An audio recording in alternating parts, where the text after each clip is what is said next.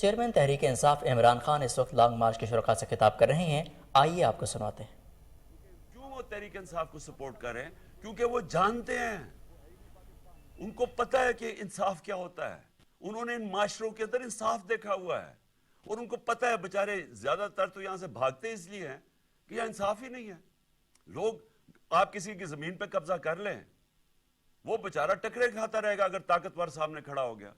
کیوں نہیں ہے برطانیہ میں قبضہ گروپ؟ پوچھے نا، برطانیہ میں کیوں نہیں قبضہ گروپ؟ کبھی کوئی تصور ہے کہ قبضہ گروپ آ سکتا ہے؟ یورپ میں کیوں نہیں ہے قبضہ گروپ؟ امریکہ میں کیوں نہیں ہے قبضہ گروپ؟ یہ تو صرف وہ بنانا ریپبلکس میں ہوتے ہیں۔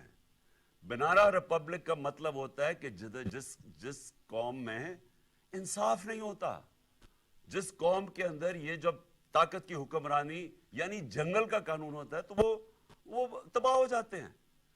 دوسری چیز کیا نظر آ رہی ہے؟ اب دوسری چیز یہ نظر آ رہی ہے کہ پاکستان کے اندر امر بالمعروف نہیں ہے۔ اللہ کا حکم ہے اچھائی کے ساتھ کھڑے اور برائی کے خلاف جہاد کرو۔ یہ آج برطانیہ میں پوچھے لوگوں سے، آپ کے جو یہ نکلتے ہیں پاکستانی برطانیہ میں، یہ جو ایونز فیلڈ کے بعد پبلک نکلتی ہے، یہ ہم نہیں نکالتے۔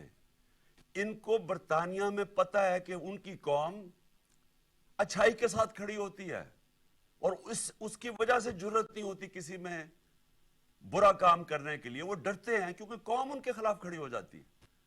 قوم جو ہوتی ہے وہ سب سے زیادہ امر بالمعروف کی وجہ سے ایک قوم کے اندر اخلاقیات کو اوپر لے کے آتی ہے۔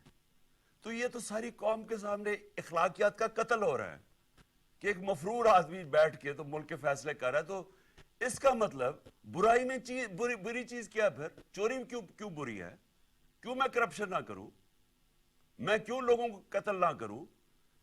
جب یہ ایک معاشرہ اس کو برا ہی نہیں سمجھتا تو پھر اس میں کون محنت کر کے پہلے پڑھے لکھے، پھر ہر روز صبح سے لے کے شام تک کام کرے، اپنے بچوں سے دور ہو؟ کون اتنی محنت کرے؟ چوری کرے اور پیسہ بنا لے۔